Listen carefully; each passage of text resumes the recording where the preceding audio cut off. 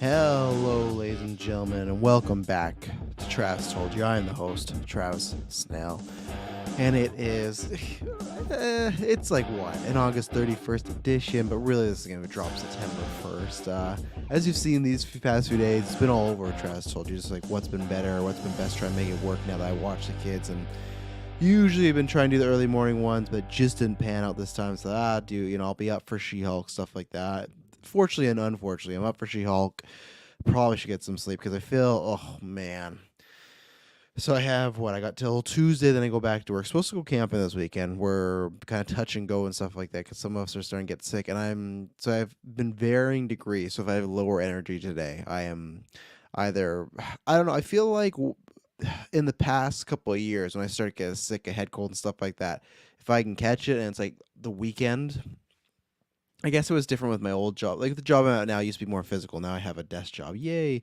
But before it was like, oh, I had to go do physical work and then I was screwed, Or like sometimes be like, oh, I don't feel that bad. Then I go work out. I'm like, I shouldn't have done that. So one, it sucks because I like, oh, this whole week I had planned out, like, I'm going to do this, like hit all these muscles, hit these things. That's not happening anymore. Because even if I'm not going to get the fully sick, I don't want to risk even getting that way. I'm thinking I caught it in the butt enough, but I hope that me staying up and watching She-Hulk won't.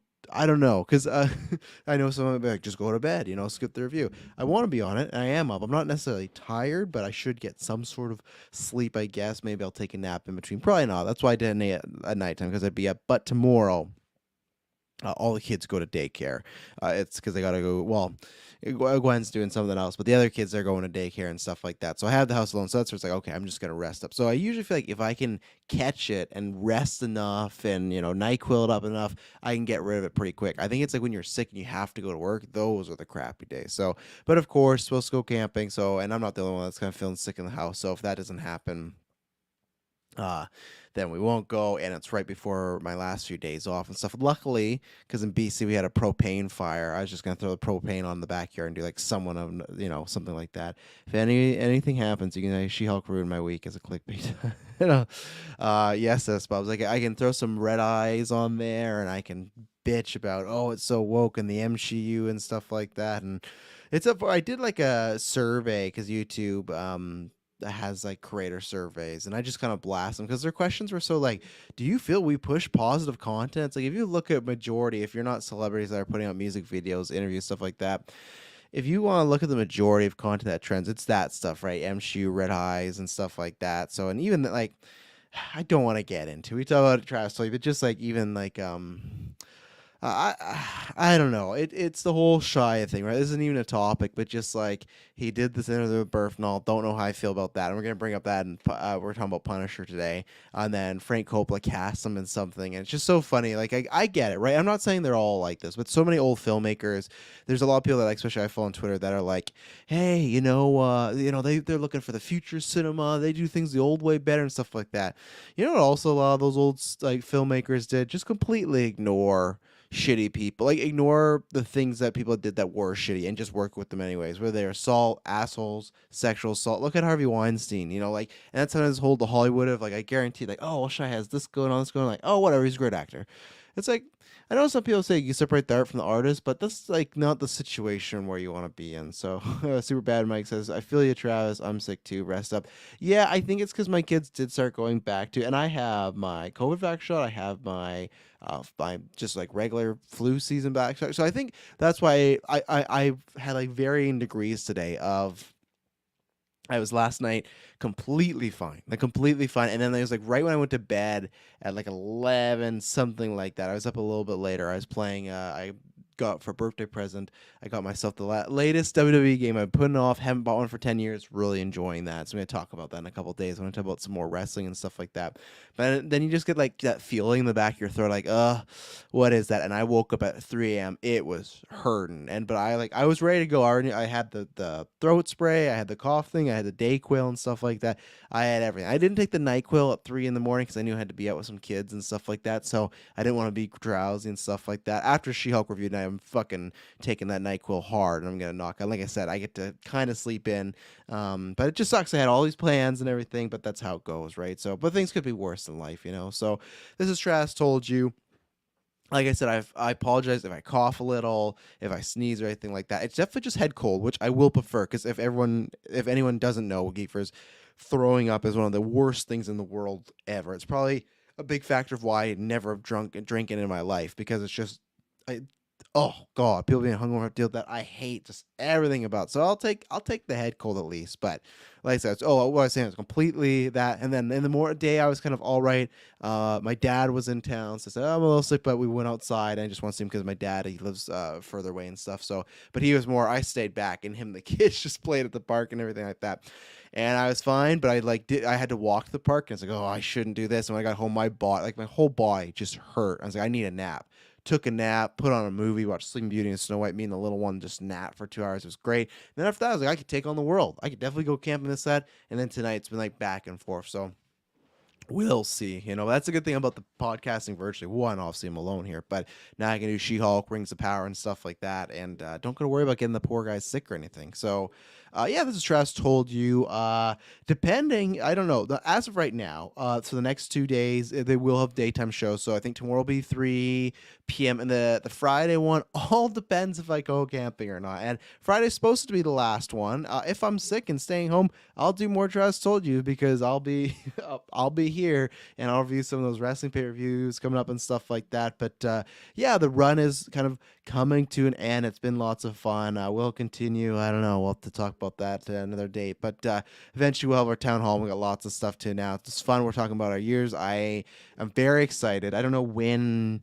I think in October, because we got our charity life stream, extra life stream coming up. I've locked down 2 hosts. And there's one topic, or one, because people know we do DC, Star Wars, Marvel. I'm not going to say who or what yet. I'm going to announce them all at the same time because I don't want people even trying to guess.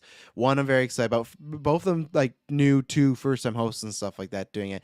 But the other one is, like, I have 2 people that, I have obviously first. Well, no one will know who's first. But if they say no, I don't know who.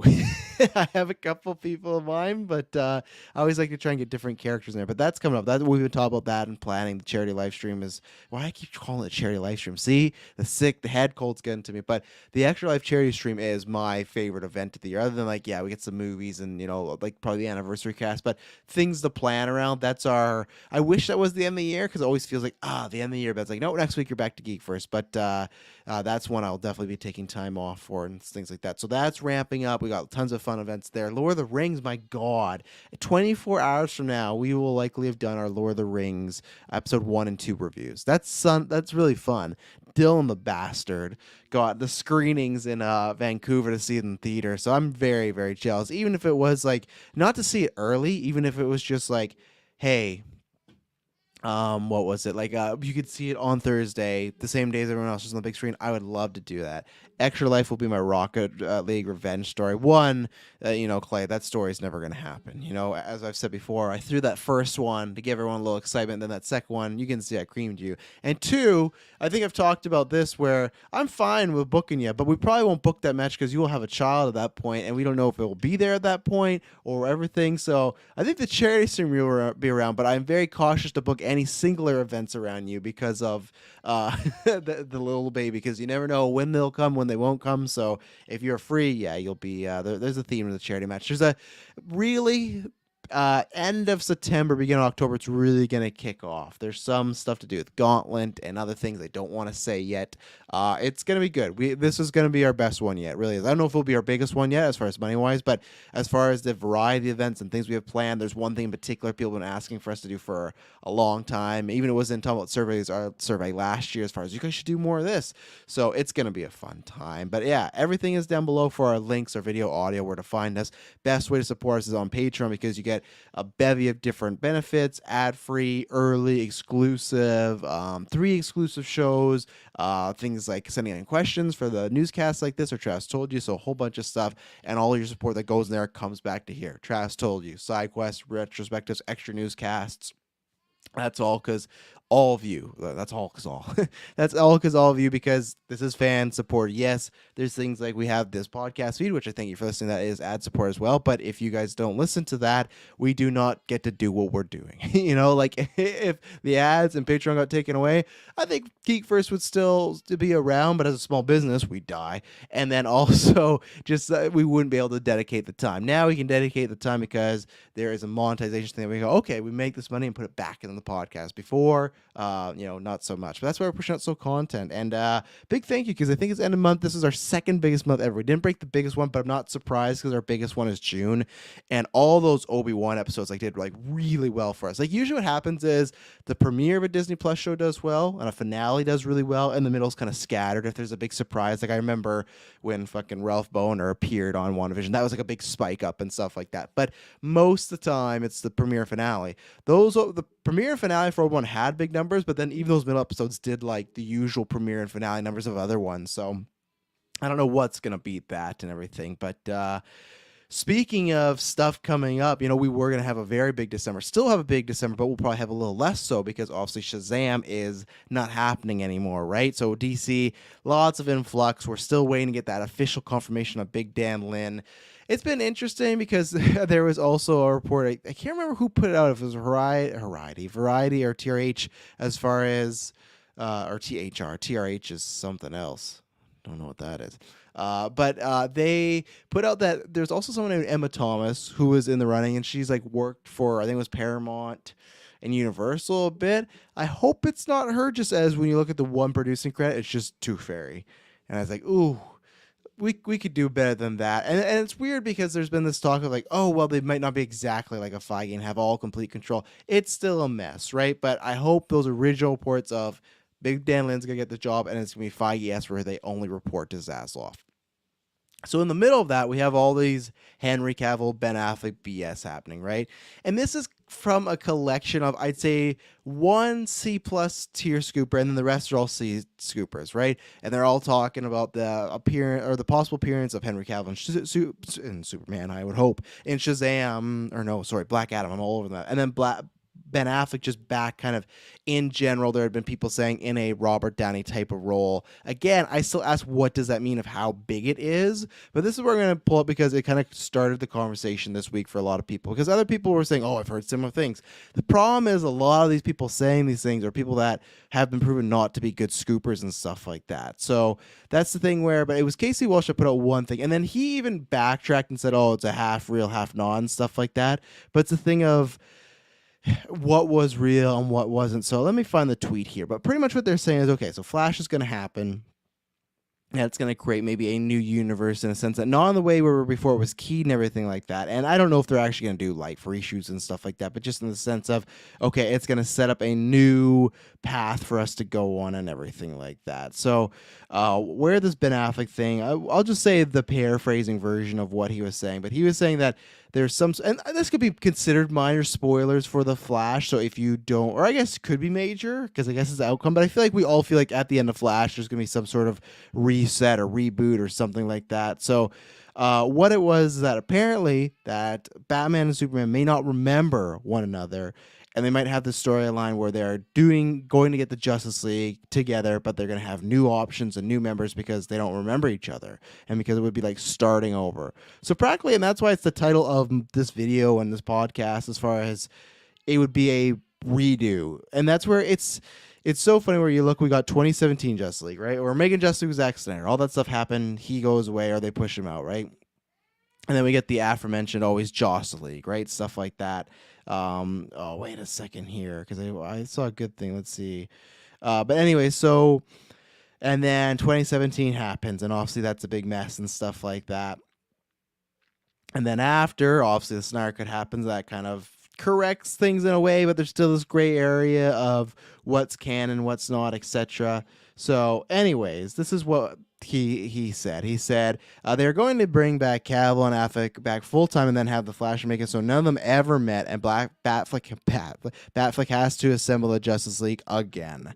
but has more options this time. Which I'm saying, I imagine just insinuating, okay, new characters, Supergirl, I guess, maybe. Well, I don't know about Batgirl, Martian Manhunter.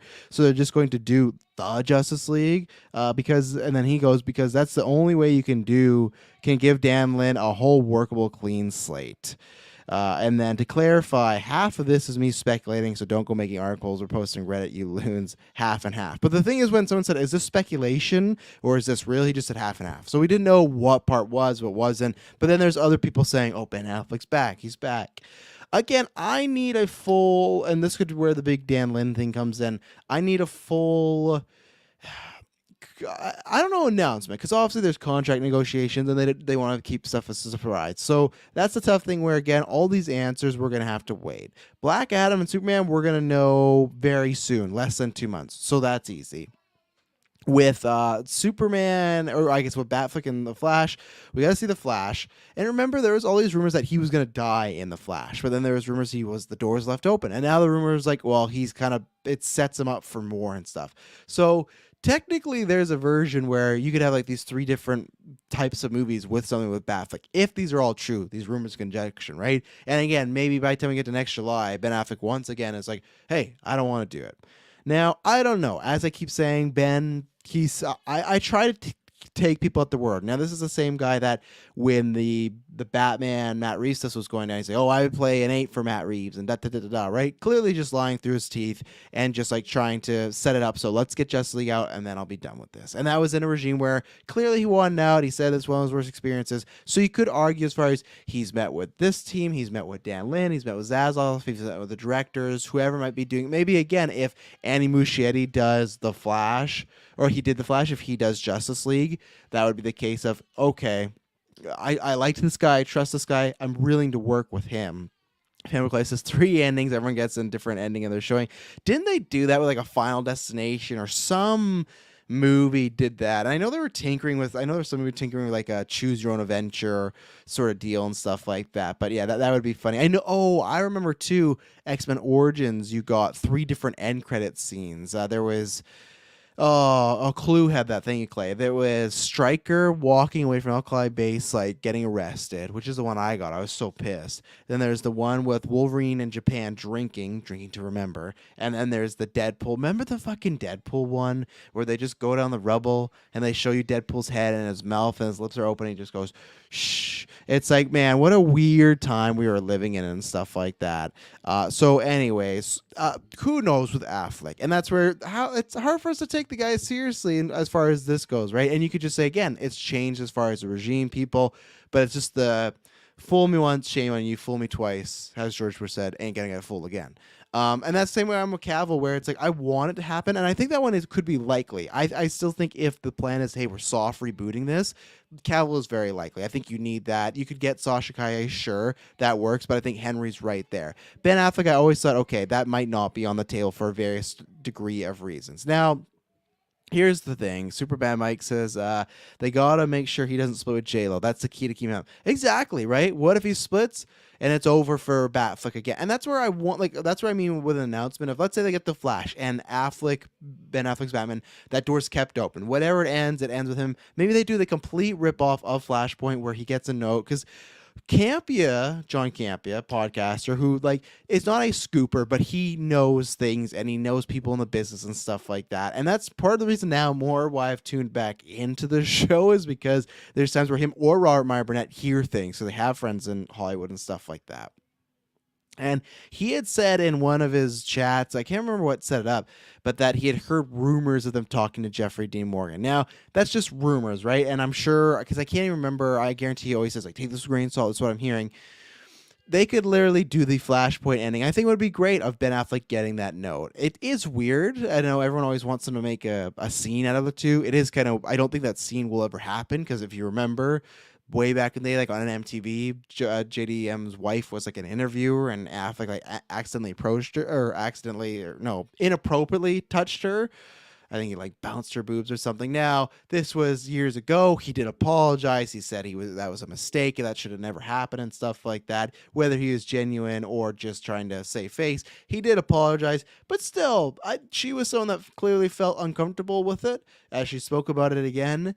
And I don't know if you'd want to film with that guy, the scene and everything like that. So Morgan said, just put me in spandex or something like that.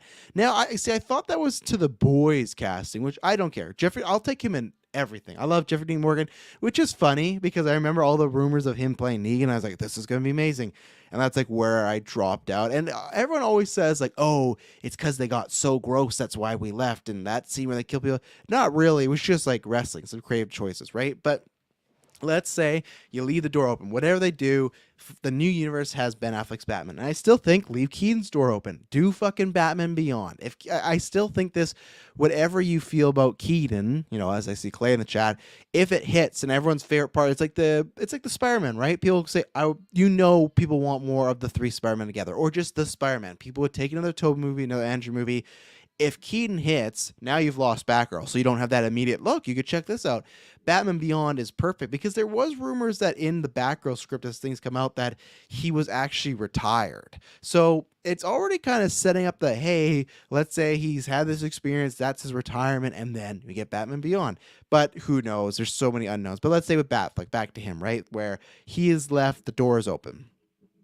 Now, whatever it may be with this rumor, because other people have said similar things, let's just say this rumor is true, or something being talked about where Flash ends with them remembering some stuff but not everything, and Cavill, because what was the phrasing Casey said there? Let's see. What was it? They're going to bring Cavill Affleck back full time, then Flash happens, and make it so none of them ever met, and Batfleck has to assemble the Justice League again. That sounds awful to me, and I would very much like then just to reboot. I don't need them to, because what I was talking about earlier with the 2017, we got Justice League being made by Snyder. That goes away. We get 2017. Okay, then we get Justice League. Zack Snyder's Justice League. Okay, that's like that version. It's making a better version of the sucking one. Great film. Okay. I don't need a film for a third time. And I know the first two are, the same film edited differently still.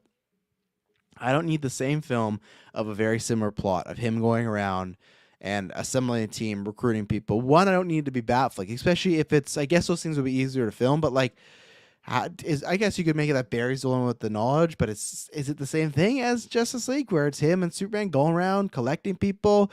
I don't like that.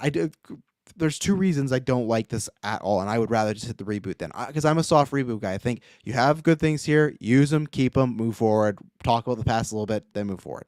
But with this one, I don't want to just see the same movie again of a team assembling. At that point, just put them together and have it good to go, and they're a team, even if they're new. It's still weird though, because I know people might go like, oh, well, if let's say they bring in, they are, right? Let's say maybe we'll see them today. Maybe with Daredevil. None of that is, let's say none of the Netflix stuff is canon. At some point, they say something that completely gets rid of it, right? And you might go, well, why do you want, them to do Charlie Cox as Daredevil again in this universe, and you don't want that for Justice League of doing another universe but having the same actors.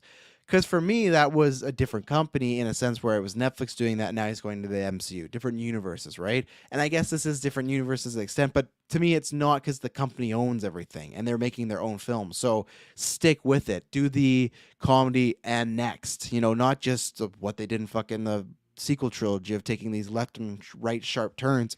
So just all them, if it's the whole cast, Ezra, Ray, Gal, just being reunited once again to become a team, that would just feel fucking weird. I think you do something similar to the Suicide Squad. I know that's what someone was joking about with KC, but it's like, just do that where they're together, there's some new members, you acknowledge them off in the past, that's it. And my second point is that that's the whole thing. I don't need to see these characters reboot with the same actors because it's so let's say we get the Justice League, right? 2025, they're making it. You get Cavill and Ben Affleck back. That means everything they went through is just meaningless. Now, it's not me in the sense that you can still love those films. I'm not saying those people like they're deleting the Snyderverse.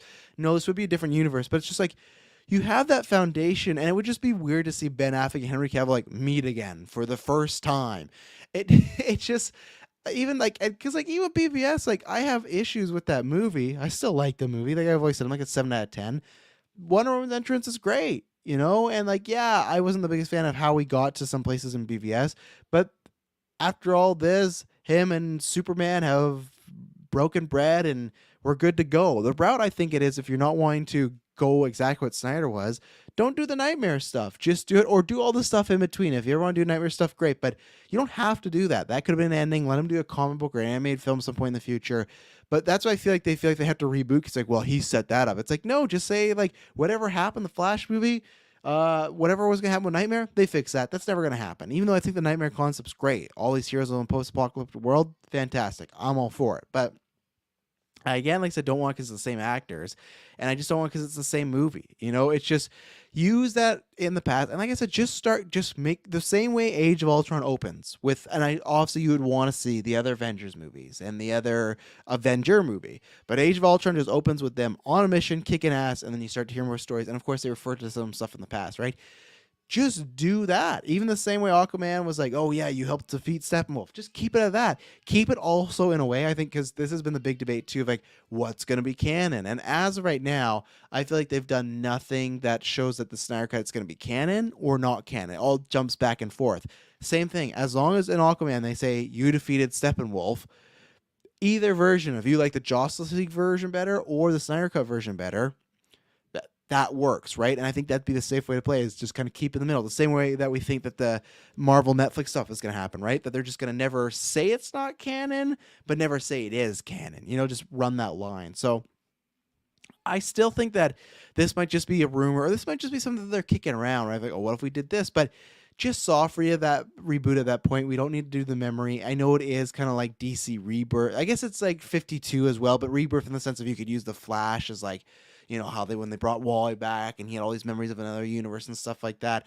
I guess there's something, but I don't know. Superman Mike says they keep talking about how they want to put the Snyderverse behind them, yet they know about Momoa still's potential to bring in mass box office.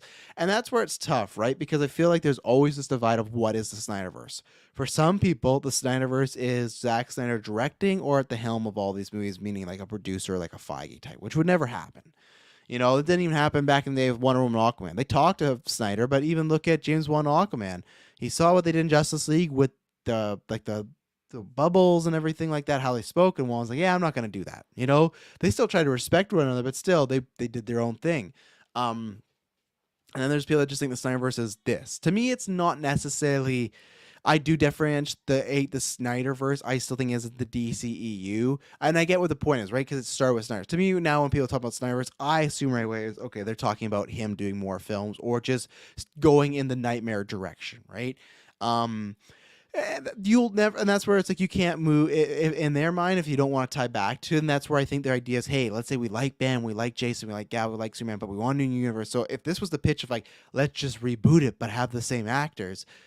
That to me is the worst case scenario, because a soft reboot is, to me, the pitch is, okay, you're keeping some things that worked and bringing it in the future and gonna mold them a little bit and see how it goes. A full-on reboot is, oh, that sucks, we lost a lot of the good talent and stuff like that, starting over, but you get that excitement of who's Batman, who's Wonder Woman, who's Green Lantern, who's Hawkgirl, like you get all these like fun, who's directing it, what's the face, like I said, there'd be a little bit of part of me that's bummed, but as far as we didn't get to be a part of any of those slates. That's why I love anytime when Marvel does the slates now, because MCU was already happening when we started. Justice League or BVS was coming out the year after the podcast started. So if it's like, hey, DC is starting over with a new universe, fuck, that would be exciting. And there's tons of great actors out there, right? To me, we're going to reboot with the same actors. It's a pain, it's confusing, and it lacks the hype other than a certain group of people. And we don't know what the hype is. We always talk about this, right? I'm going to take a little drink here. We're the only people now that know how that Justice League movie is doing is people that own Warner Brothers Discovery, and they get to see the numbers and how people go back and everything like that. There's a chance that they still look at how much it cost and what it did, even with merch, everything like that, what it did, and they go, you know what, this is still, like, there's clearly a fan base, but not enough to, like, let's just fall the altar of Snyder and stuff like that, right? So I hope this doesn't happen. I hope that it is I'm fine with like a few memories being lost, but if it's just redoing Justice League with the OG cast, it just sounds dumb. And I'll be there. I've said this before. I'm gonna see majority of these, probably all comic book movies, because there was a time where we got one of a year, and I'm gonna enjoy it. At some point, even the next 5 years, the comic book movies boom and bust, and it's gone. Well, I'm gonna enjoy every single one, even if they're bad. Even though I'm gonna be there because this is shit that I loved as a kid, So I want to be there and see what happens. So. We'll see. I'm going to take my first ad break, and then we're going to talk about some MCU because we got some rumors and we got some confirmations well about Wonder Man. So we'll be right back.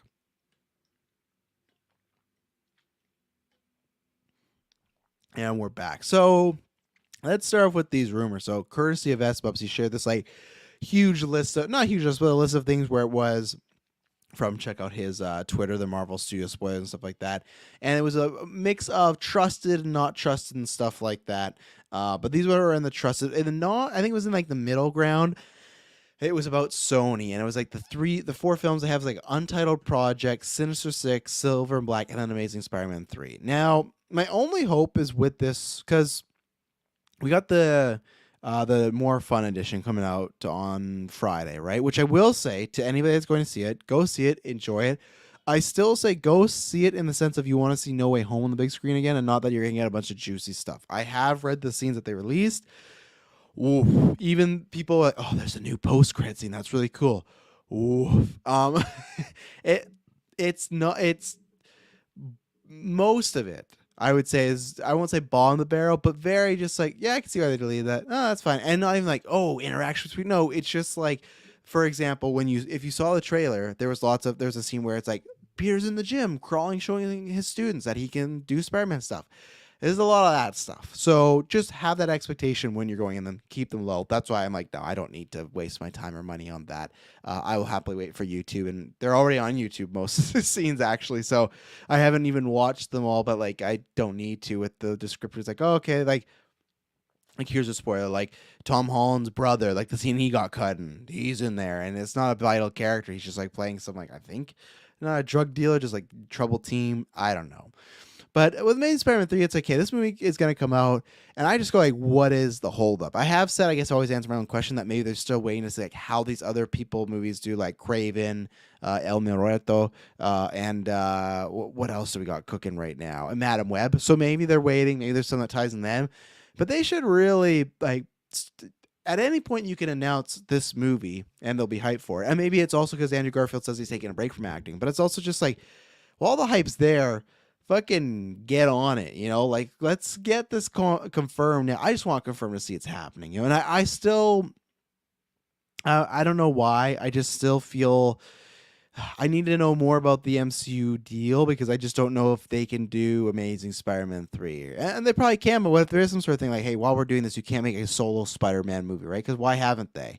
I still feel like you could get Andrew Garfield back, but he would be like in Venom 3 or as a cameo or a role in Sinister Six. I don't know if we'll get AMS 3, so, or ASM 3. So we'll see all about that stuff. But the other one was, it gave the roster for Family Places. We still have that pizza bet for if they're going to come back in 5 years. I don't think they're going to do it. I still, I'm not going to go that far. I just still don't believe. Yeah, so people don't know in the next 5 years from 2001, so that's 2006, if Toby or Andrew don't appear, I gotta owe Clay a large pizza and vice versa, which I hope I win because American money costs a lot more, But I still think the appearance is going to happen, because now, especially with Secret Wars, so what, I get 5 years, so what, that would be 2026 in December, right? So the good thing is, even if Secret Wars gets pushed, I still got 2026, Clay. I still got that year where they could appear next. I still think appearance is fine. I just don't know if I buy Amazing Spider-Man 3. Same thing as I know Emma Stone's busy, but like, where's this fucking Spider-Gwen stuff? It's just, they're nowhere near as mismanaged as DC, as we've seen these past 2 weeks, but still, it just frustrates me. Man, they're just sitting, I think, on not a gold mine, but at least a silver mine. They could be doing so much better. But I screwed it up. I have to look for it.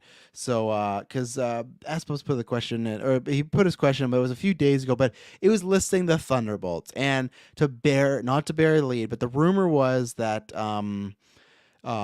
Punisher would be in Thunderbolts. Now, that probably still means John Berthal. That seems to be the word that he is coming back.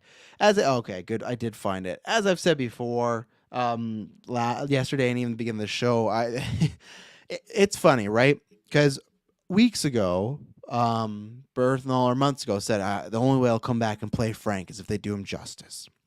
To me, after the Shia stuff, I think he's full of shit. I think he would do it just even for the money, even if it was a PG version, not PG-13. I think he would, because there is just stuff that I've seen snippets of it, and it just reeks of just such BS, like the whole interview stuff. And again, it just comes down to a personal thing, right? I talked about before where you can forgive who you are and forgive people and stuff like that. There's just certain lines, and I feel like it's just getting such a showcase. And I get he's your friend, but also to me, it's just like, if my friends did these things, I'm in them. I don't know if I could really be their friend. And you might say, "Oh, that you're a bad friend then." But like, there's a certain line between someone needing help and someone maybe just being a bad person. And I'm on the outside of that situation, right? It just makes me feel a little ugh. So the whole, "Oh, I don't know if I'll come back if they don't do it right." I don't believe that anymore. I really don't believe that. So all the game says, Feige literally said at Comic-Con the Thunderbolts line will be revealed at a later date. Yes, all in the game. I don't know if I said anything. If I said anything against that, that makes sense. But yeah, I didn't think they announced the movie, and that movie is far off and everything like that. SBUP says if Sony announces the movie officially, they'll try their hardest to make it happen, no matter the quality of the movie, and that is true. And maybe that's the hope, is that they're taking their time with it. And it's kind of like we were talking about in GOA chat. I still wonder if Feige is a hang-up, because Clay brought that up. Like, what do you do without Feige? Or I think it was even in our Discord. Yeah, what do you do without Feige? And it's tough, right? Because that whole media tour, when he was like saying he's not in the movie, he's like, but I love what Feige's doing. To me, he's pretty much saying like he just wishes he was that Spider-Man, right? As far as like he got pulled over. And I really don't know, and that could be the hang-up, because at the same time, if you're Garfield, there's lots of money. But if you're concerned about like going out on top, that would be the way to do it. But I really hope, I want like a solo film, I'd be completely down with. And again, I don't know if it's Mark Webb, but my whole thing about these fucking movies is like, if you're gonna do Venom, Madam Web, Craven, put some fucking money behind it, at least as far as not the budget. I know they're probably playing the stars, but get some good writers, get some good directors. Like, that's one thing you got to give it to DC, as far as like, I was iffy on Suicide Squad, but let's go get James Gunn. Great. Matt Reeves. Great. Even these spin-off characters, as far as like, who do we got coming up right now? Maybe not so much Black Adam, because I like Jungle Cruise enough, but it just feels like it's just complete cash grab. But with Thunderbolt, here are some of the other rumors from the trusted sources. Marvel has been planning to use Squadron Supreme since 2019. That to me, and this is why these trusted sources, this rumors that he had shared in Discord, all made sense, because like, yeah, we've been hearing that for a while. Maybe that happens in Loki season 2. Echo reshot some scenes involving Daredevil. Sure, I would believe that. Like, why wouldn't? It's interesting that lots of people are saying Echo is going to be a much more supernatural show than we expected. People said expect it to be more like Moon Knight than Hawkeye, which is like, I don't know. I like that. Well, I don't know, actually. Like, I like that I'm surprised, but I was kind of wanting just a street level show. And I know there's some ties to Echo where she can be having a bit more fantastical stuff, but I just wanted more I want the MCU to be more purely fantastical stuff. I think Hawkeye was pretty good, actually, in the grand scheme of things. Like, looking back, like the finale and stuff was weaker for me, but the actual Keep the Street level is great. She-Hulk's been that great so far. Esther Red Mike says, I feel like adding Punisher to the Thunderbolts might steal the thunder away from the other characters. Pun intended. Very nice, sir. I won't get in that. Punisher is highly likely to show up in Daredevil Born Again. We've been hearing that a bunch. And Moon Knight season 2 is happening, which we could get that confirmation next week, right? But here is the supposed Thunderbolts roster, right? So Anthony Ramos, he's playing the Hood in Ironheart. So, okay, sure, I can't be excited that till I see Ironheart. Florence Pugh, that rumor's been around for a while. I know everyone kind of goes like, oh, I don't know if she fits that, world, or like she's not a villain. To me, it just fits as far as, hey, she's working with Val, they're recruiting a bunch of people, and I think it's great to have one hero. Much like in Suicide Squad 2016, how you had Rick Flags like trying to keep them all on point. I could see that, and add Florence Pugh, and I think that's great. Julia Louis-Dreyfus, that seems Makes sense. And the rest of these are all possible. Abomination, possible. The Punisher is possible. Riot Wessel is possible. Songbird is on the team. Random, but I think I had heard a rumor that Songbird was on the team. And unfortunately for Dylan, that sucks because he's a big Songbird fan. And then Zemo's status is unknown. It's interesting because it could make sense because I remember, and I agree, we were talking about this in the Discord, where like Zemo to me is 100% lock, but the only thing that makes these not 100% lock is a scheduling thing. I remember when these reports were coming out, it was Marvel's planning on shooting this next year, and they're reaching out to see and trying to get actors to put their schedule aside. I remember Riot Russell being like, hey, I haven't heard anything yet. I'm filming a movie next year. I'm happy to come back, but we'll see. That might be the thing of them kind of changing things or kicking the can down the road as far as like the calendar. You have to do that because the MCU, right? But let's say they had, okay, we're filming it here and eventually this is when we're gonna make the movie. But then people, if they're not making it that movie at that date, they gotta move on. They gotta get other gigs. So I could believe all these people are possible just on the base of, hey, they might not be available. And to me, like, and I love Florence Pugh, but I'm gonna see her in a lot of stuff. And I like Yelena a lot, but I feel like she could pop up in Young Avengers. If I get a fucking Thunderbolts movie without Zemo or John Walker, oh, what a shot to the heart. What a shot to the heart. I would be so disappointed, especially those two would add so much. And the other one to me is a shot to the heart. I'm not expecting as much, but it's Justin Hammer. I really like Justin Hammer needs to be here. But John Walker, I need to see that continuation. Zemo would just fit so well on the team and everything like that. So we'll see, because then at that point you got Yelena the Hood confirmed, and that's it. I know they'd even said, oh, we're going to introduce some new characters in it too, but it's just like, I don't know. Sure, and I guess the new character would be the Punisher, right? But let me go down here. Let's see. She needs to be supernatural in order to be in Midnight Suns. Yeah, that could work, I guess. Yeah, like you're not wrong, Clay. Like it's just, I just want more street level stuff. And when I saw, Echo in Hawkeye and linking up with Kingpin, thought we are going that route. But she doesn't have to be a villain. She's an antagonist. Yeah, I agree with that. I see Elena as more of a Harley. She's just a bit too wacky to be a Rick Flag type. Wasn't Ghost rumored too? Yeah, Ghost been rumored for a while. She's too wacky to be a Rick Flag type. Yeah, but this could be the time where she kind of matures, right? I don't know if she'd be a Harley as far as I know what you mean. It's like kind of on the side character. I think she still has the most sane mind out of them. And this could be her showing some leadership. So when the Young Avengers or Avengers happen, they're like, you know what? We saw what you could do with Thunderbolts. What would you do with the real hero team? But obviously now the biggest like hot button rumor of this is that Punisher would be in it. I think this would be believable because I think he will get reintroduced again with Daredevil, which is funny because that's what happened last time. Again, months ago, this is where I can not throw the Travis told you hashtag. I did not think Punisher, it wasn't even months ago. It's like, yeah, I guess it was now. Colin McConaughey said, nah, that's not happening. They're far away. And now there's been so many rumors. I think it is happening. So many consistent rumors from at least C+ tier scoopers. Sounds like it is. So, excuse me. So, you introduce him in Daredevil. What I think would work with the Thunderbolts is because you get to use Frank Castle. I don't know what they're going to do with the logo and all the look and everything like that.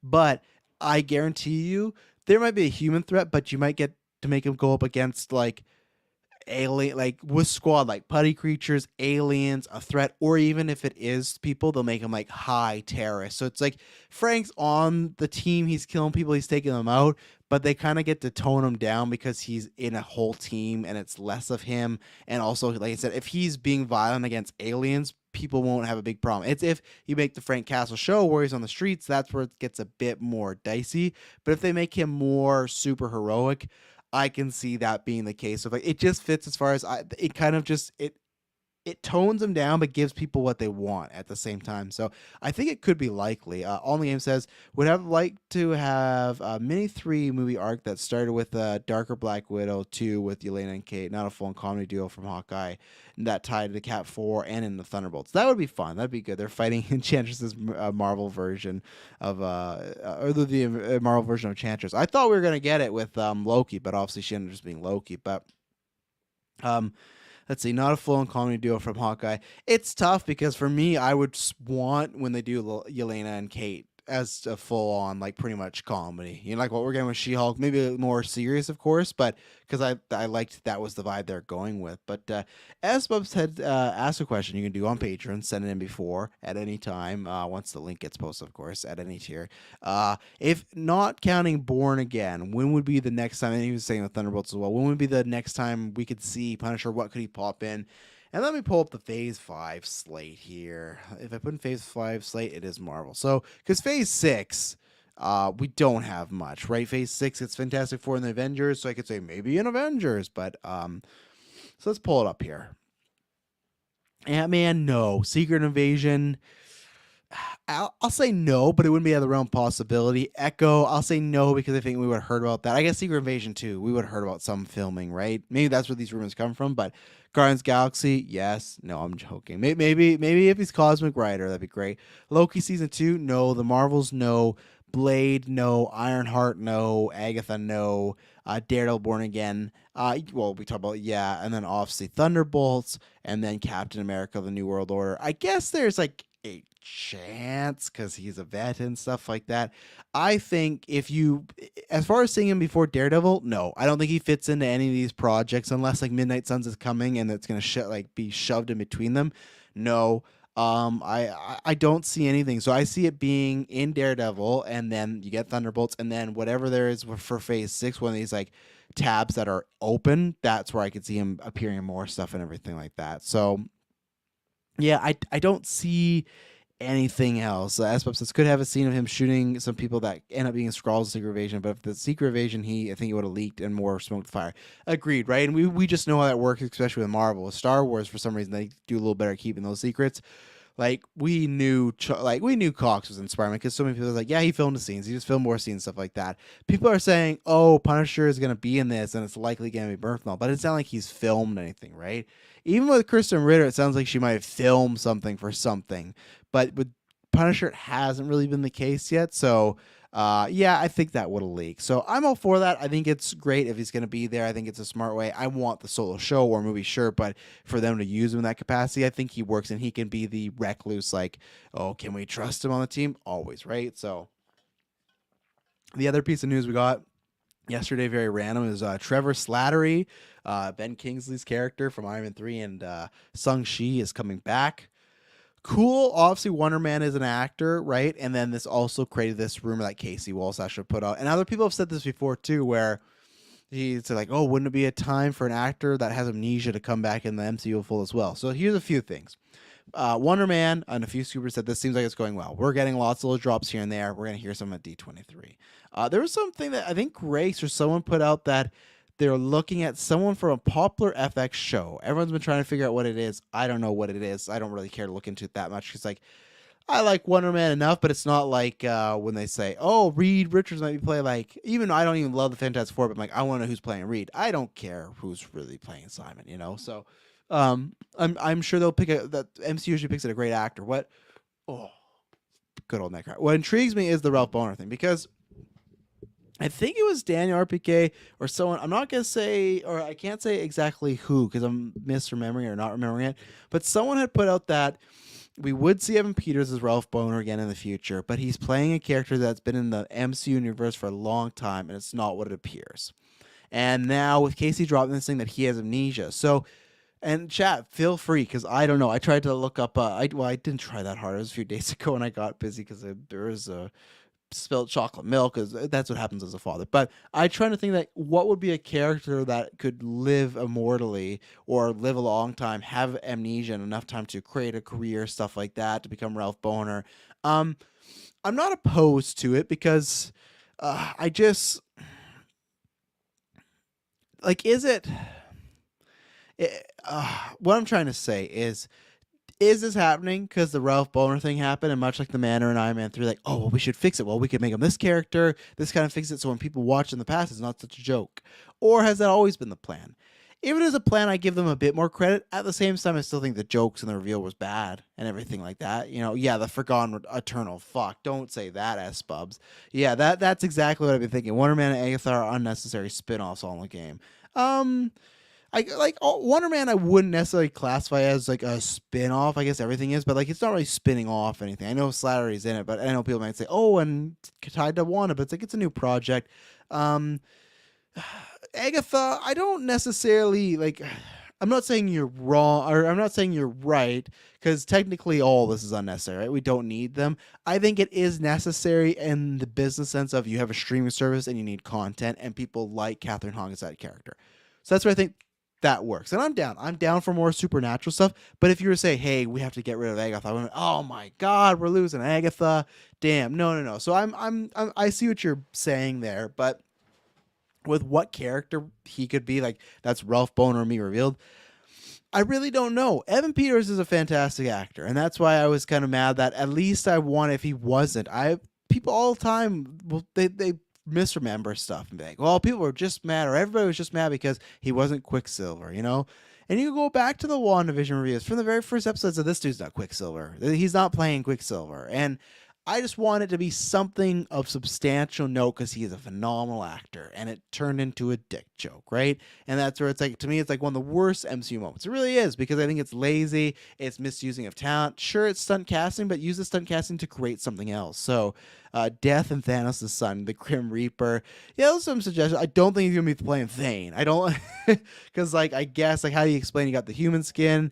Death, yeah, I don't know, because at first I thought like, what if Silver Surfer? But like that doesn't make sense as far as like again, like Thane, like how does he look and stuff like that. Only it says unnecessary in the terms of the larger storyline being told. Yes and no, because I can't agree to that, because I feel like lots of people have said Ant-Man was unnecessary when that got announced, and then it played into it, right? So there might be fucking its own King Dynasty where it's like they gotta go a huge supernatural route and they gotta look to Wanda and Agatha for their help and stuff like that, right? So until I see it, then no. But as far as bigger story as what we see right now, yeah, I don't see the exact purpose. But again, I liked Agatha, so I'm down. It's like a solo comic book, and that's what I like about Marvel and Disney now. It's just like same thing for you on the game. If you feel it's unnecessary, don't watch them. Like then it's just like, and there's so many people I feel like was going to do that. She-Hulk, and She-Hulk got such good word of mouth that people are coming into it and everything like that. So, or make them a Skrull or something. Shapeshifters can be good actors, just like Clayface. And yeah, you could do that. If it was a Skrull that got amnesia, yeah, there could be some fun there. I just want to have something of substantial role. You know, I always thought he could be the next Joker. That's obviously gone now. I know there's always a bunch of Jokers, but yeah, we'll see. I'm excited for them to announce Wonder Man, and they could probably, if this is all true, they'll probably confirm Kinsley, and they could confirm Evan Peters as well. And Feige might tease something, and I really don't know. I'm ready for that journey. So, is it better than Ralph Bohner overall? Sure, but it doesn't fix what happened, you know? So. Let's take an ad break, and then, God, I don't know what we're going to get. I think we're going to get some quick hits, and then we're going to talk about some Winnie the Pooh. We're going to talk about Game of Thrones, a whole bunch of good stuff. So we will be right back.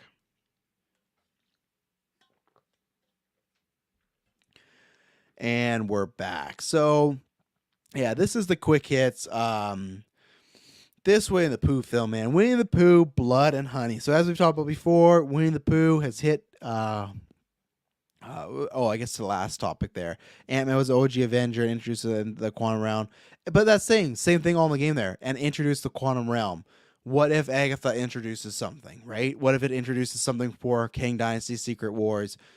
We don't know that. And that's the same way. It's like, yeah, and I agree with you that I didn't feel he was unnecessary. He is an OG Avenger, but many people are like, Ant-Man, it's like a joke character. Like, we don't need that. Like, so that's where I go, like, I think Feige will make it important to the MCU. Or even if it's like, let's say Wanda's dead, but the only person that could bring her back is Agatha, and then she helps out in King Dynasty. Like, that's what I mean. They can make it necessary to the story, and it's up to them. So, yeah, so the quick hits, starting with Winnie the Pooh, public domain. Winnie the Pooh is the best. Winnie the Pooh is Clay. And so we get this trailer, right? Winnie the Pooh, Blood and Honey. We've heard this for a while, that they're making this horror film of Christopher Robin. It's very unclear. He leaves, what is it, Tigger, Pooh, Eeyore. They think he's gone, and then he does come back, but they've murdered Eeyore. And they're like posing it as like, oh, friends, but they're like clearly men in masks, I think. So I don't know if he just was befriending other men in the woods and stuff like that. I don't know if they're going to play it off like some of these characters are kind of have like what Jason did in a few of the original films with like special needs or something. I really don't know, but let's see. So smart of them for being the first to do it, even if it's terrible, it'll get a lot of buzz. And S Bubs, you took the words right out of my mouth as far as what I thought about this trailer. If this trailer, this was just about, let's just say it was just, S Bubs, Blood and Honey, and it's S Bubs as the killer, right? And it was the same shot, stuff like that. This doesn't look like a great horror movie. They have like shot like it's lower budget, which I'm fine with. That's what we're gonna be doing at GeekVerse, and I'm fine with that. But it's like it's lower budget. People have never heard of before. Acting's probably not gonna be the best. It's one location, which that's what you got to do. Our first movie is gonna be in one location, pretty much. Like that's what you got to do, right? But the thing is, like, our goal is to, let's hopefully try to make something a little bit different with some personality, right? The only personality in this trailer is that it's riffing off of Winnie the Pooh. The kills, as far as right now, kind of look the same, like what we've seen before. They're doing similar old school shots of women in the hot tub, like with her breasts out, and the killer's like walking behind her and stuff. Like it's all things you've seen before in every horror film. Just the only difference is it's guys dressed up as Winnie the Pooh characters, and they pretty much spoil that Christopher Robin's, I think, getting killed off in the beginning of this movie. He like brings a girl back, and he's like, "This is where that's 100-acre woods, and this is where I used to be with my friends." And then eventually, someone's behind him. There's a shot of them like circling in on him, and he's just like, "No, I was your friend. I was always coming back." Like, I'm gonna get a good laugh at this. And we usually don't, talking about the survey, we usually don't really do commentary tracks anymore, because when we put it to the vote, and we love them, because some of the best jokes came from our commentary tracks. But at the same time, if people weren't interested, I'll listen to them. As far as like a small business, we got to go with what's best, right? This is one we might have to bring back, because it just looks like it's gonna be hopefully so bad, so good. Hopefully it's just good, but I think it's just like SBub said, it's being the first to do it, so good on them. They're gonna get a little buzz, a little extra money, even like this, us talking about other people, them doing it. But then now in the future, unless it's like a sequel, if someone does another Winnie the Pooh, horror films, like, I've seen it before, and that one was shit. So it's just like, it makes sense. It's smart. The trailer was nothing special. No date, just said coming soon. But this will either for sure be a GeekVerse review or a commentary track, whatever it may be. We're going to cover this because we're excited for it. I can't wait. It's fun. I can't wait to see what happens when we get Steamboat Mickey apparently next year and things like that. So we'll see. That is a straight to SBub says his movie. That is a straight to Shudder, straight to Tubi movie if it's SBub's and Blood Honey. Hey, this might be a straight to Tubi Shudder movie. Even Shudder, I don't know if they would even touch this, because I think everyone just knows it's gonna be bad and stuff like that. Classic 5 hot girls in trouble trope. Yeah, it's everything, and hopefully they play with that. If you watch Your Next, SBubs, you're watching a bunch of movies right now, and I know you liked Ready or Not. Check out Your Next. I didn't love it as much as everyone else, but still good, and it's a very fun concept. So if you haven't seen that, add that to your list. And that's somewhere it takes the tropes and does it better. I should watch it again too, because I feel like it's one of those movies that people just overhyped. And when I saw it's like, it's good, but people talk about it like it is the greatest horror movie you have ever seen in your life. No, it wasn't that for me, but it's very Ready or Not in a sense, as far as a girl overcoming the odds and lots of tropes being addressed. But after that, we got Game of Thrones. They lost their showrunner, Miguel, which is interesting because Miguel and Fabian Wagner, who's like shot a lot of things we like, they're very tied together, and they even said like, hey, we're doing season 8, or we won't do season 8 if we don't come back and stuff like that. He was show running, so Fabian Wagner came back, and now he's gone. And they listed, and he even made a statement of saying that, SBub says, I've heard it's good. Adam Wingard directed. Yes, go check it out. It's worth a watch one time. Even if you want to wait till October, it's worth a watch then. But he put out a statement saying, hey, I've been doing this for years. I've worked on the show for 2 years. And that's what the reports were, that he's been doing this prequel for 3 years. He's just tired and he's going to go. Honestly, that is the excuse. We got that with John Watson, Fantastic Four, right? But with both situations, I like semi-believe them, especially if John Watts is going to do Spider-Man 4, to do Star Wars, Fantastic Four, and then Spider-Man 4. That would be a lot. And there might be a point where you think the quality might dip and you go, I don't know if I want to risk doing all this. So maybe I'm being naive here. But something about this to me too, like, he's worked on all this. I wouldn't see now why, after the first 2 episodes come out to, good reviews, success and stuff like that, why they would just really have created differences after all this time.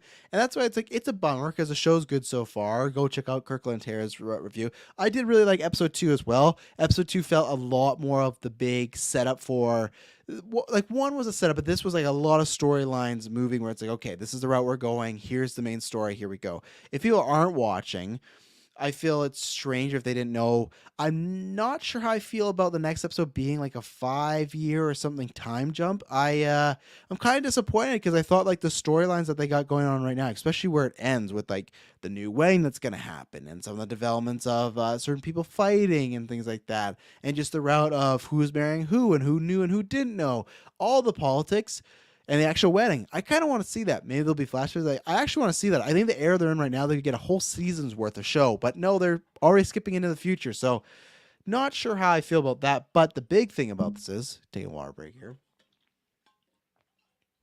That's the big thing, water break. The big thing that I found very impressive, which is, it's not unheard of, but it just shows, man, it is game. When I talked about a few weeks ago, it's Game of Thrones, the hype back and stuff like that. And I had said like I think it is, and I gave my reasons why. But now this is like the full proof that the second episode didn't even do the premiere numbers. It beat the premiere, not by like a lot, but still, it beat the premiere.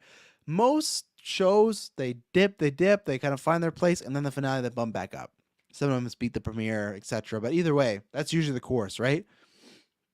That's showing that people are sticking around. I guarantee there's more people watching on the Tuesday or the Monday or the replay or whether it's HBO Max or online again. Like they've captured that. And I think what also happened too is for anybody that did not watch last week, I think this is a clear sign of people saying, "Oh, I watched it and it's actually good." I've seen so many people on my timeline like me saying, I had no intentions of watch this, didn't like the finale, didn't really care about this, watch this, and now I'm back hooked. And that's how it was.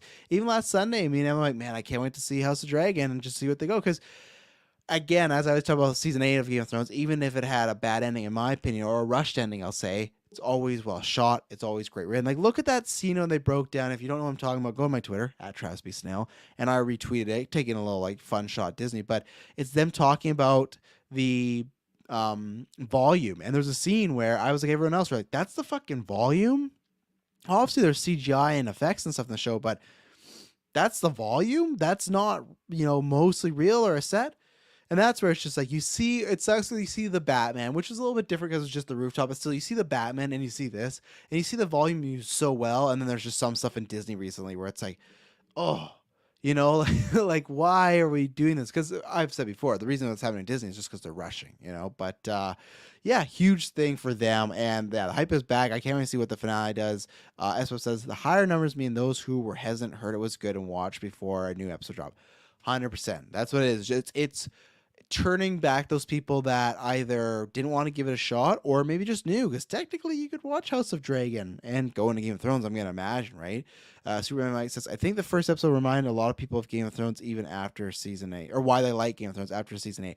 Agreed. I think I talked about that. I haven't listened to the guys' reviews for either of them yet just because I've been busy, but I feel like when I talked to them, they shared a similar sentiment where it just felt like, to me, the same way Force Awakens felt like the original trilogy, and on the way, it's a copy, it's a cover. No, it's a cover. There's a lot's changed there. Calm down. It's not the same as New Hope. If you think does it follow similar beats, yes, it does. But there's still, to me, a lot changed. But either way, when I watch Force Awakens, I feel like I'm in the original trilogy, and the vibe, the mood, the setting. I think that's what this did. House Dragons have done so far, where it feels like early Game of Thrones again. Because early Game of Thrones 2, I think there's supposed to be like a big action scene next week, but there wasn't too much action. It was all about the politics, stuff like that. Near the end, it got about the Battle of Bastards and the Ice Army and the Walkers, also like tons of things, right? But I think people still love that it's core about the politics and everything like that. So we'll see what it keeps doing. And then there's this rumor going around that there's going to be a Tropic Thunder reunion for Les Grossman. So that means if that's happening, like there's these talks, this Les Grossman project is definitely coming along further than we even thought. Because what it was, Macquarie talked about, they're doing a musical, an action thriller, and this Les Grossman movie. There's 3 projects. And with Macquarie, I thought, okay, hey, these will likely all get done because he's a successful producer. He's his hands in a lot of jars.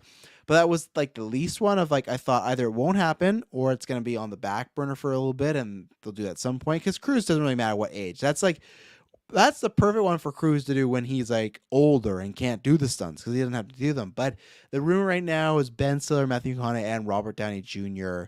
are going to be coming back for this project. That's great. I think it'd be great to see these characters. Like, what was his name? Scott Tugman, I think it was. Like, where has he been after Tropic Thunder, the hit? Because he won, I think, like a fake Academy Award, right? Like, Oh, excuse me. I'm gonna take another drink here. This now sickness is coming in after all this talking, but he won like a fake Academy Award, I think, in that world. So it all makes sense. I'd love to see them interact with them. Matthew McConaughey was in their agents, so that makes sense. Robert Downey, that's the interesting one because I feel like he could just play the Australian character, the New Zealand character, because it's fascinating. I didn't even know about this until Jamie Foxx was doing press for Day Shift. Oh, excuse me again. He was doing press for Day Shift, and he talked about this movie called All-Star Weekend. I had never heard of it. This is a movie that he's directed. And when I say he has directed, yes, past tense, because it's done. It's been done for about 6 years now.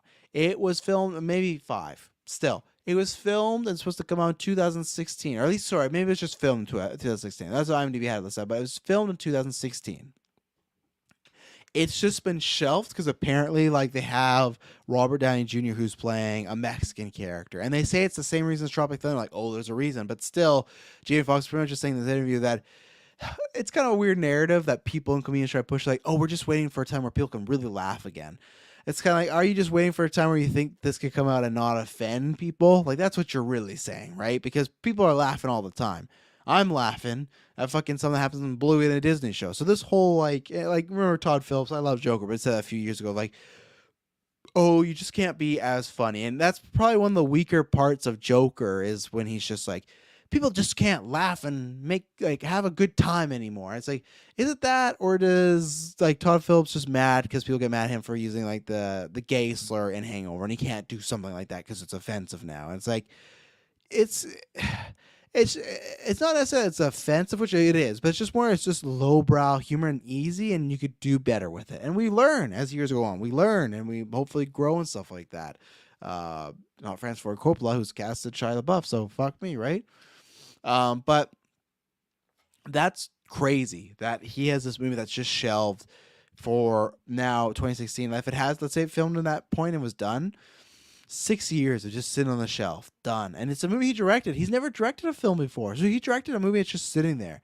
Maybe one day it'll come to streaming, but if it is as like they worry how offensive it is, I don't think that's going away at any point. And that's why, to me, I think they have it's something in there where they'd have to really edit down, or they just know if we release as is, it would get kind of creamed by people. So that was fascinating. But yeah, so that's where I think with that, I don't know. I don't think they'll have him playing a dude as a dude disguised as another dude, right? I don't think we're going that route. I think it would just be that character. I think there's some fun there. I still question about it being a movie. I think in that world works, but that's a character that could grate on you a little bit. As I've said before, what you gotta do is get him to the Greek movie, where the main character is a Jonah Hill type, where it's the normal everyday guy having to intern or be the assistant for Les Grossman, and that's how you get it. So we'll see what happens for that. So going to take an ad break, and I'm going to talk about kind of a pivot here. I'm going to talk about The Patient. So The Patient is a show on Hulu. I'll do a full spoilers, why you should watch it, stuff like that, which I recommend listening to that. And then I'll talk a little bit about spoilers. But yeah, so we'll be right back after this ad break.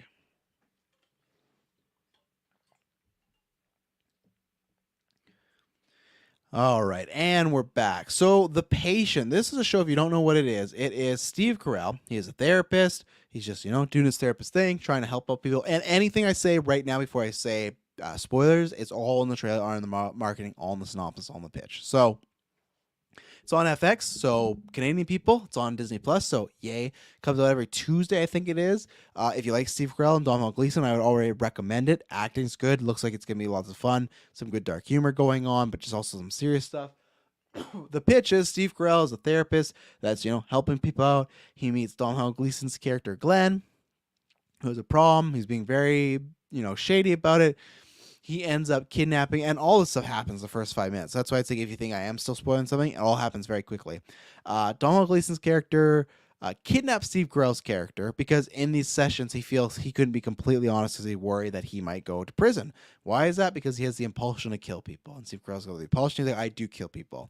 So the pitch of this, and I'm not sure if it's a book or what it may be, but the pitch of this is Domhnall Gleeson was playing a guy that's kidnapped his therapist, and he wants him to get the serial killer out of him. This is, people know, GeekVerse is up my alley.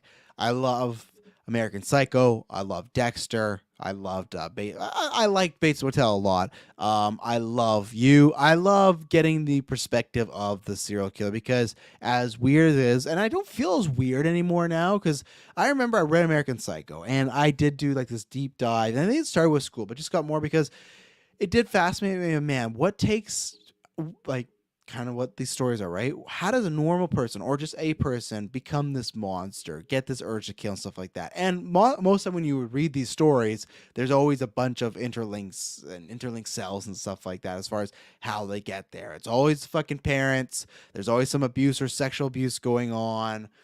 They're always kind of neglected a bit in high school, but they kind of become like friendlier people, and it's always a kind of a cover and whatnot. There's lots of adoption and stuff like that. So there's always these themes where it's like, okay, X, Y, and Z, what this show kind of hits on. But I like the pitch, but then I love Steve Carell, and I guess I really enjoy Steve Carell. I'm not looking for everything he does, but I love Donald Gleason. Love Donald Gleason. We talked about him earlier this week with the Reed Richards casting, right? I'd be completely fine with that. And he's playing this killer very well, very stoic, very stern, very to the point, stuff like that. He's doing that detached a bit, but not too much, like not to the point of it's like, oh, he's really overplaying it. It feels like a real palpable what you've seen before if you looked into stuff as far as documentaries and interviews and stuff like that. Carell is really good. I like most of his dramatic work, so I like seeing him in here. I don't know. I think it was they just dropped 2 episodes. I think that's it because they're just only 22 minutes. So if you get into it, it's not a hard watch. I think there's gonna be 10 episodes, but that's not a lot of time. But if you like those actors, like the characters, like I said, I don't have too much to say because it's only been 44 minutes of content, but it's been good. It gets to it right away. There's no kind of pussyfooting around, and there's like other mystery going on too, or a reveal that needs to happen that you get intrigued about. Like, hey, like you get little hints of what's happening here and stuff. So it's not only just that first plot right in your face of, hey, it's serial killer like kidnaps therapist. I like that, and there's even both episodes. Maybe I don't even like going to full spoilers because no one's probably seen it that's listening to this right now. And but you'll know what I'm talking about. Like even episode 2 ends in a super intriguing way where you go, hey, like what's going on? And here's just like a minor spoiler, right? Where at some point Donald Gleason's character is like saying like, oh, when I was married.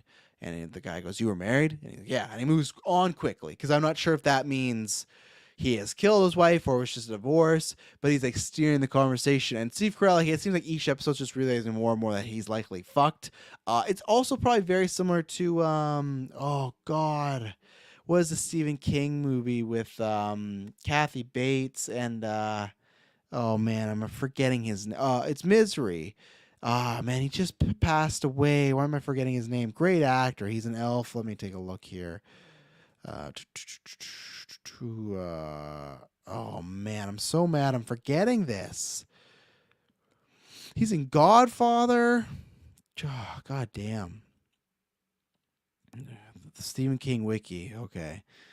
Oh man, this is gonna cast. Here we go. This is gonna hurt. James Caan. Fucking James Caan. Yeah.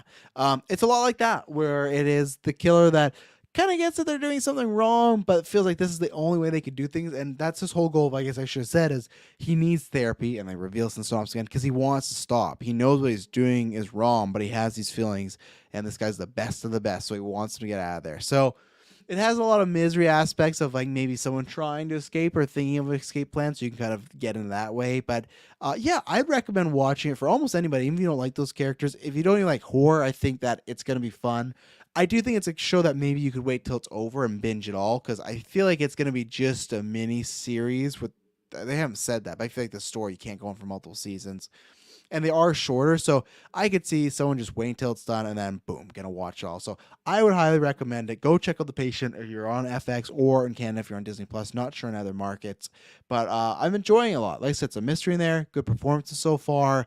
I like the pitch. They're delivering on the pitch, so that's all you can ask for, right? So ladies and gentlemen, that is it for today's Travis Told You. Like I said, tomorrow I'll be back at the regular time, unless I'm just fucking dead ass sick.